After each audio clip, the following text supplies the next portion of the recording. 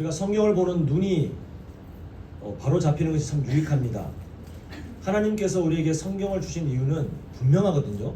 우리가 어쩌다가 저 멀리 있는 이스라엘의 역사를 훑어보는 것이 아니고, 우리는 하나님께서 일부러 뭔가를 나타내시기 위해서 한 민족을 꺼내 드셨고, 또 그 민족 가운데 일어났던 일들을, 또한 어떤 사건들을 끄집어내서 우리에게 보여주시는 그 의도가 있으시더라고요. 우리는 사무엘상을 볼 때에 그냥 어떤 다윗, 사울 왕 이런 어떤 사건들만 보면 아무런 의미도 찾지 못하고 그냥 그대로 흘러갑니다. 근데 하나님께서 왜 이 성경을 우리에게 주셨고, 왜 이 사건을 통해서 우리에게 뭘 말씀하시려는지에 대한 그 분명한 이해를 갖고 우리가 본문을 바라볼 때 우리는 하나님의 마음을 좀 더 가깝게, 좀 더 분명하게 이해할 수 있는데요.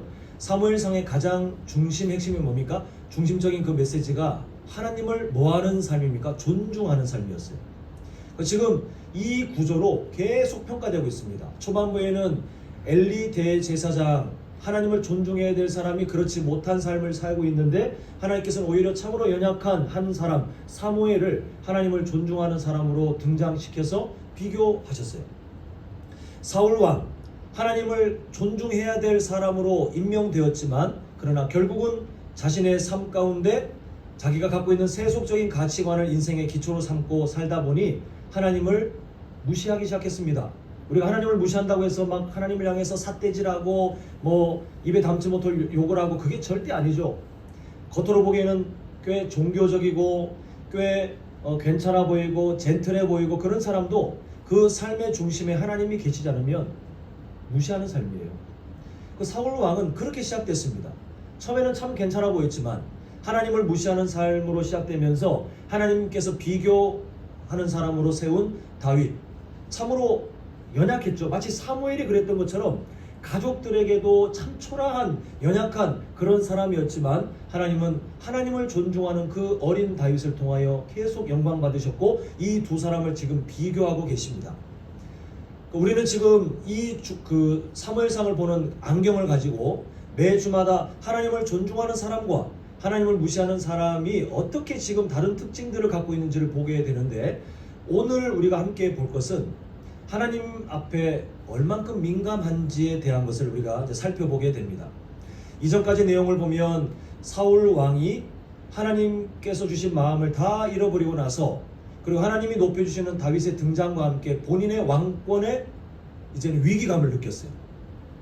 이미 하나님은 사울 왕을 버리기로 작정하셨는데 본인이 지키려고 노력해봤자 무슨 의미가 있겠습니까마는, 그 욕심 때문에 자신의 왕권을 위협한다고 생각하는 다윗을 향해서 질투심을 가지고는 다윗을 죽이기 위해 그 죄의 형태가 점점 커졌다는 것을 보았습니다. 지금 적극적으로 이 다윗을 죽이려고 할 때에, 우리 저번에 그 직전 내용은 어떻게 되냐 하면, 하나님께서 다윗의 아내인 그리고 사울 왕의 딸인 미갈을 통하여 도망칠 수 있도록 하나님이 생명을 또한 보존해 주신 그 사건까지 보았습니다. 오늘은 이제 그 뒤의 내용인데요. 자, 18절을 한번 보시면, 다윗이 도피하여, 아까 말씀드린 것처럼 지금 사울 왕이 다윗을 죽이기 위해서 비밀리에 급파한 여러 군사들이 있었는데, 쥐도 새도 모르게 죽을 뻔하다가 그 아내 미갈이 그것을 눈치채고 도망치게 했습니다. 그래서 다윗이 도피하여 라마로 가서 사무엘에게로 갔다, 이렇게 되어 있고, 그 다음에 이 사무엘에게 자기가 지금까지 경험한 것들을 다 이야기합니다. 자, 지금 보면 라마라는 곳이 다윗이 원래 있던 곳과 비교했을 때 멀지 않아요. 한번 상상해 보십시오. 우리가 도망치려면 도망칠 때 그 철칙이 뭡니까? 위험 요소로부터 최대한 멀리 떨어져야 그게 도망치는 거의 의미인데, 다윗은 별로 멀지 않은 라마로 갔어요. 이 다윗이 어리석어서가 아니라, 다윗이 지금 선택하고 있는 그 어떤 선택들의 중심에 뭐가 있냐면, 하나님 앞에 이 문제를 계속 던져놓고 싶어 하는 것 같습니다. 그래서 사무엘이 아직 생존하면서 이 이스라엘의 영적 지도자, 또 그 영향력을 여전히 갖고 있지 않습니까? 이 다윗이 자신이 경험한 이 고통스러운 상황, 이 억울한 상황을 가지고 사무엘에게 가서 지금 이 문제를 함께 내놓고 하나님을 통한 해결책을 지금 구하기 위해서 오히려 위협이 금방 따라올 수 있는 가까운 거리인데도 사무엘을 찾아간 것을 보게 됩니다. 자, 19절을 보시면 이 상황이 누군가의 입을 통해서 사울 왕에게 전해졌고, 사울 왕은 당연히 지금 다윗을 죽이려고 자신의 강요 회의에 공식적으로 안건을 내놓기를 다윗 죽여, 그렇게 적극적으로 일을 하는 이 사람의 의지가 꺾이지 않아요. 그래서 20절 한번 보시겠습니다. 자, 20절 함께 읽겠습니다. 시작. 사울이 다윗을 잡으러 전령들을 보냈더니 그들이 선지자 무리가 예언하는 것과 사무엘이 그들의 수령으로 선 것을 볼 때에, 자, 여기서 잠시 멈추고요. 지금 사울 왕이 악한 의지를 가지고 야, 다윗이 도망쳤다고 그랬는데 별로 멀지 않은 곳 있다는 소리를 들었습니다. 그래서 또 죽이기 위해서 요즘으로 말하면 특수부대를 구성해서 보냈습니다. 야, 가서 라마에 있는 다윗을 죽이든지 아니면 생포든지 해와, 이렇게 명령을 아마 내렸을 것 같아요. 지금 하나님께서 어떻게 개입하시냐면 이들이 갔을 때에 선지자 무리가 예언하는 것고 또 사무엘이 함께 거기서 예언하는 것을 본 이후에 우리가 멈췄던 그 뒤에 보면 하나님의 영이 사울의 전령들에게 임함에 그들도 뭘 해요? 예언을 한지라, 이렇게 되어 있습니다. 자, 여기서 우리가 오해를 벗기 위해서 두 가지만 좀 정리를 해야 되겠는데요. 성경에 예언, 또 신약 성경에도 예언 나오면 우리가 자꾸 어떤 미래에 동쪽으로 가면 귀인을 만날 것이다, 뭐 어디에 투자하면 좋은 일이 있을 것이다, 이렇게 세상적인 무슨 점쟁이들 같은 그런 얘기를 자꾸 상상하는데, 성경의 예언은 선포입니다. 선포. 하나님께서 하실 일을 선포하는 게 예언이에요. 그냥 뭐 이 예언이라는 단어를 볼 때마다 자꾸 그렇게 이해하면 무슨 미래에 대한 그 어떤 묵시, 신비한 어떤 그 소식을 듣는 것처럼 생각되는데, 그게 아니라 지금 사무엘을 비롯한 선지자들이 하나님께서 장차 하실 일을, 내용이 뭔지는 모릅니다. 다만 하나님께서 하실 일을 선포합니다.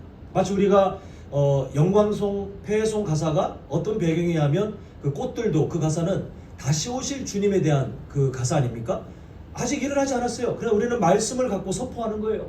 주님께서 오실 때 이 황량한 세상 가운데 꽃들이 피는 것처럼 하나님 앞에 찬양하는, 예배하는 그 아름다운 장면들, 주님께서 그 영광 가운데 임하실 것을 기대합니다. 그 일이 일어날 것입니다. 제가 이렇게 말한다고 해서 누군가가 저에게 미래를 아시는군요, 저에게 앞날을 가르쳐 주십시오, 그렇게 말씀 안 하실 거예요.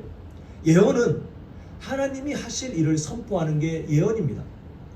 지금 첫 번째 정리할 게 그거고, 지금 여기서 예언하는 무리가 두 무리가 생겨버렸죠. 원래는 사무엘과 선지자가 하나님의 영에 충만하여 하나님께서 하실 일을 막 하고 있을 때에 다윗을 죽이려고 급파되었던 그 특수부대 사람들이 무기를 다 던져버리고는 자기들도 함께 막 그 예언에 동참하고 있는데, 한글 성경은 나타나지 않고 있지만 사용된 히브리어 단어를 보면 하나님은 이걸 구분해 놓으셨어요. 하나님께서 이 다윗을 죽이려고 했던 군사들과 원래 이 하나님의 그 거룩한 일들을 미리 선포하는 이 일을 하나님이 동급으로 만들고 싶지 않으셨던 것 같아요. 그래서 형태로 보면 똑같이 예언하고 있지만 아예 단어를 완전히 다르게 해서 어떻게 구분하셨냐 하면, 사무엘과 선지자들이 하는 것은 하나님께서 하셨던 그 일을 미리 선포하는, 원래부터 해왔던 일들이라고 지금 보여주고 있습니다. 그런데 이 군사들이 하는 것은 그냥 황홀경에 빠져서 자기들이 뭘 하는지도 모르는 거예요. 사무엘과 선지자는 분명히 하나님께서 하실 일들을 인지하고 그 일을 믿음으로 선포하는 일을 예전부터 반복해왔다라고 히브리어 그 동사는 우리에게 알려주고 있지만, 지금 사울이 보낸 전령들은 그냥 자기들이 뭔 말을 하는지도 모르고 정신을 잃은 것처럼 황홀경에 빠져가지고 하고 있는 그런 장면이 바로 20절 끝에 있는 내용입니다. 결국 하나님께서 일반적이지 않은 상황으로 다윗에게 닥쳐온 위기, 이 다윗이 미련하여 얼마 짧은 거리를 간 게 아니라 말씀드렸죠. 사무엘이라는 그 영적 지도자에게 다가가서 정말 너무 힘들어요, 어떻게 해야 될까요, 하나님의 그 뜻은 무엇일까요, 이렇게 신앙적인 고민을 상담하는 그때에 사울 왕이 악한 마음을 가지고 사무엘이 있든 그곳에 하나님의 역사가 나타나든 하나님의 일을 하는 곳이든 말든 그냥 칼부림을 하려고 군사를 보냈을 때 하나님이 그냥 막아버리셨어요. 이렇게 되면 깨달아야 되잖아요. 자, 21절 보겠습니다. 사울 왕은 깨닫지 못해요. 어떤 사람이 그것을 사울에게 알림해 사울이 다른 전령들을 보냈더니 똑같은 일이 또 벌어졌답니다. 여기서 또 멈추지 않습니다. 21절 그 중간부터 보니까 사울이 세 번째 다시 전령들을 보냈더니 그들도 예언을 한지라, 이렇게 성경은 말씀하고 있습니다. 아무리 미련해도 뭔가를 시도했는데 그 일이 일반적이지 않은 일 때문에 거듭 막히면 어떻게 생각해야 맞습니까? 야, 이거 일단 멈춰, 이거 안 되겠다, 이렇게 생각해야 정상이에요. 근데 사울 왕은 정말 미련한 사람이었습니다. 머리가 미련하고 머리가 뭐 지식이 그 지능이 떨어지고의 그 의미가 아니라 하나님 앞에 너무 미련했어요. 그래서 이 사울 왕이 자신이 의도하여 다윗을 죽이려고, 야, 다윗이 멀리 가면 이거 못 죽이는데 지금 근처에 있는 라마 여기 있을 때 잡아야 되는데, 이렇게 조급함을 가지고 세 번이나 군사를 보냈을 때에 이렇게 하나님께서 막아 섰음에도 불구하고 사울은 뭘 선택하냐면 이제는 자기가 직접 갑니다. 자, 우리가 읽었던 본문 23절, 24절 보시면, 자, 사울이 라마 나요스로 갑니다. 가는 이유가 이제 안 되겠으니까 자기가 진짜 이것들이 일도 제대로 못해 하고는 자기가 가는 거예요. 하나님의 영이 그에게도 임하시니, 자, 하나님의 영이 그에게 임하셨다고 해서 사울 왕이 지금 뭔가 하나님께 관계가 회복되어서 용서를 받는 그런 좋은 분위기가 아니고, 하나님은 지금도 군사들에게 하셨던 것처럼 사울 왕을 그냥 무장해제시켜 버리시는 거예요. 그가 라마나요스에 이르기까지 걸어가며 예언을 하였으며, 지금 뭐 자기는 다윗을 죽이려고 작정하고 왔지만 하나님께서 아예 정신을 빼버리셨어요. 자, 24절 보면 이런 참 수치스러운 장면이 나옵니다. 그가 또 그의 옷을 벗고 사무엘 앞에서 예언을 하며 하루 밤낮을 벗은 몸으로 누웠더라. 우리도 그렇지만요, 히브리인들에게 옷이 벗겨지는 것은 우리가 생각하는 부끄러움보다 더 수치스러운 일이에요. 근데 하나님이 지금 사울 왕의 이 악한 마음을 어떻게 그냥 되갚아 버리시냐 하면, 사무엘이 어떤 사람입니까? 하나님의 명령에 의해서 사울 왕에게 기름을 부은 사람이에요. 왕의 옷을 입혀준 것 같은 그런 사람입니다. 근데 하나님의 마음을 떠나요. 하나님께서 그 임명하신 나기드 인생도 살지 않아요. 그리고 거듭 하나님을 존중하지 않는 삶의 선택들을 점점 확장하고 강하게 하는 그 사울 왕의 옷을 누가 벗겨버리시는 거냐면, 하나님께서 그 옷을 처음에 임명한 것처럼 입혀준 것처럼 그렇게 기름 부은 사무엘 앞에 마치 공식적으로 하나님이 그 옷을 벗겨버리시면서, 얘는 나에게 더 이상 왕이 아니야, 이렇게 선언하시는 것처럼 아주 수치스러운 일을 만들어 버리십니다. 그러다 보니 24절 끝에 속담이 나오죠. 사울도 선지자 중에 있느냐, 이 말이 어떤 뉘앙스냐면 빈정거리는 거예요. 후대 사람들이 그 일을 보고, 야, 사울 그런 인간이 선지자하고 같이 있었다고 빈정거릴 정도로 이 사울의 인생은 정말 수치스러운 그런 모습으로 앞으로 가게 되는 것을 하나님이 아예 드러내서 상징적으로 보여주시는 것이 바로 오늘 본문의 마지막 내용입니다. 사랑하는 성도 여러분, 우리는 계속해서 하나님을 존중하느냐 존중하지 않느냐, 그 어찌 보면 너무나도 간단하고 사실 별것 없어 보이는 그 하나의 기준을 가지고 계속해서 보고 있는데, 하나님께서 드러내시는 그 일들이 있더라는 거예요. 하나님을 존중하는 사람의 모습들을 보니까 이런 특징이 있고 이런 특징이 있고, 또 하나님을 무시하는 사람을 보니까 반대로 이런 특징들이 있더라를 우리가 지금 몇 주간에 걸쳐 계속 보고 있는데, 오늘 우리가 보게 되는 것이 뭐냐면, 앞에 서두에서 잠시 말씀드린 것처럼 하나님 앞에 민감한가 아닌가에 대한 삶을 우리가 지금 다시 한번 보게 됩니다. 이 사울 왕의 악한 모습들이 점점 발전할 때에 하나님께서 오늘 본문에 이르러서 결국은 횟수로 따지면 4번 막으신 거죠. 그죠?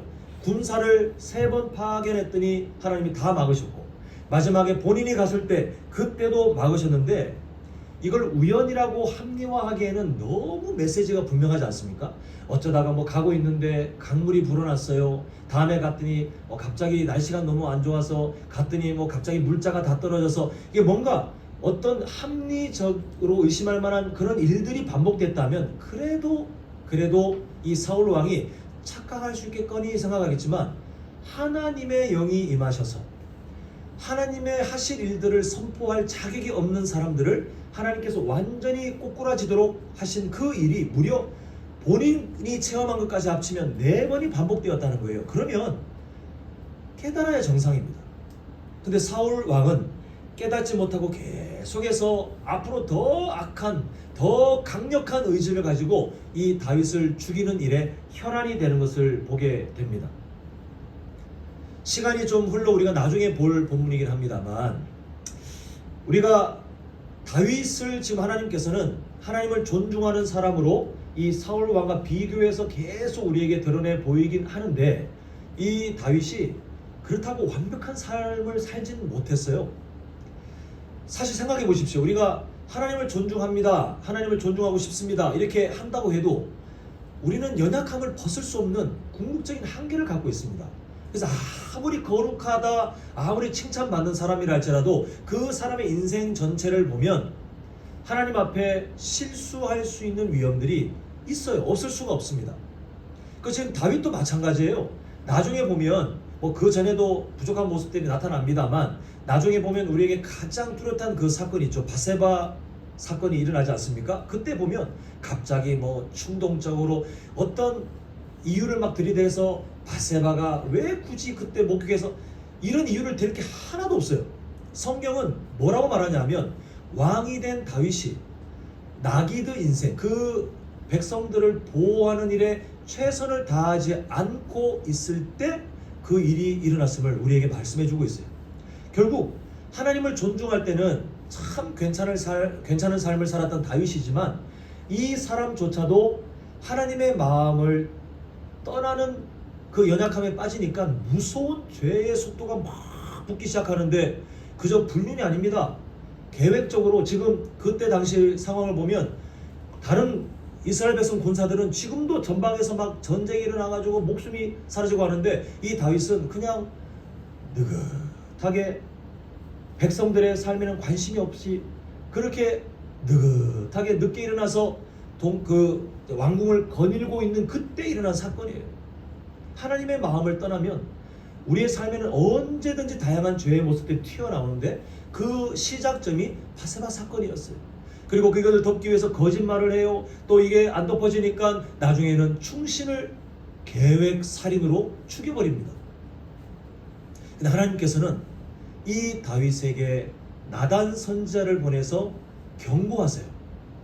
근데 이때 다윗이 하는 행동이 뭐냐 하면, 그 경고를 듣고, 사람들 앞에 얼마나 수치스러운 얘기입니까? 그런데 경고를 듣고 나단 선지자에게 어떻게 해를 가하는 것이 아니라 바로 하나님 앞에 민감하게 반응하면서 회개하는 일을 보게 됩니다. 우리가 보기에는 야, 어떻게 저걸 용서할 수 있어?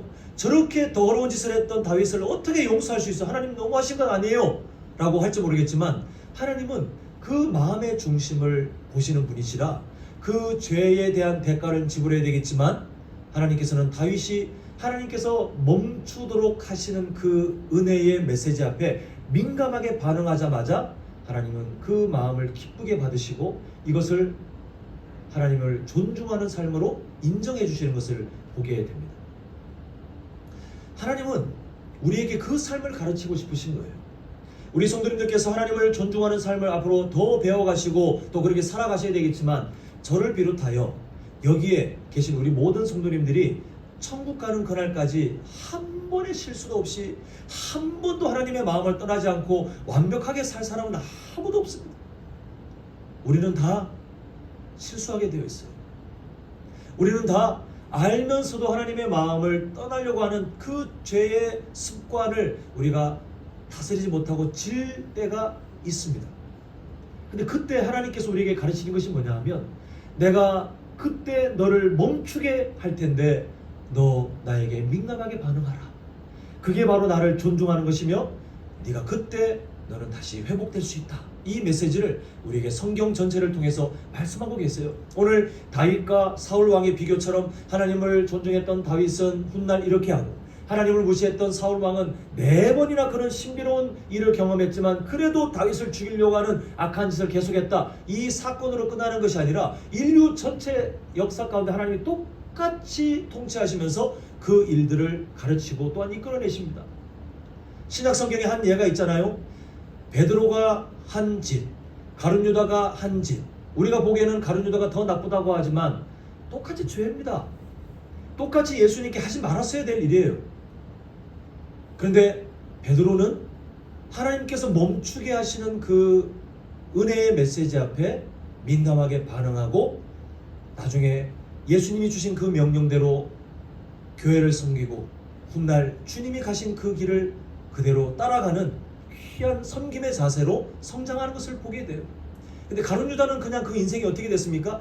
양심의 찔림은 있을지 모르겠지만 하나님께서 멈추게 하신 그 은혜의 메시지를 듣지 못하고 자신의 생각대로 그냥 비참한 자살을 선택하는 것을 보게 됩니다. 우리의 삶도 마찬가지입니다.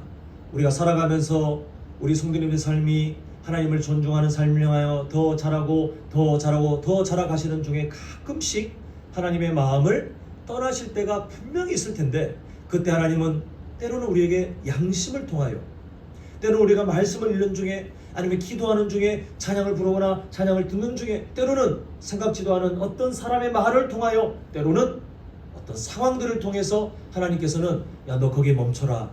너 더 이상 그렇게 죄의 길로 가면 너 망한다 라고 우리를 멈추게 하실 때가 있을 텐데 우리 성도님들 사울왕처럼 둔감한 인생이 되는 것이 아니라 하나님의 그 사랑의 메시지 우리를 살리기 위해서 멈추시는 그 하나님의 은혜의 목소리에 우리가 민감하게 반응하는 우리 성도님들 되시기를 간절히 소망합니다.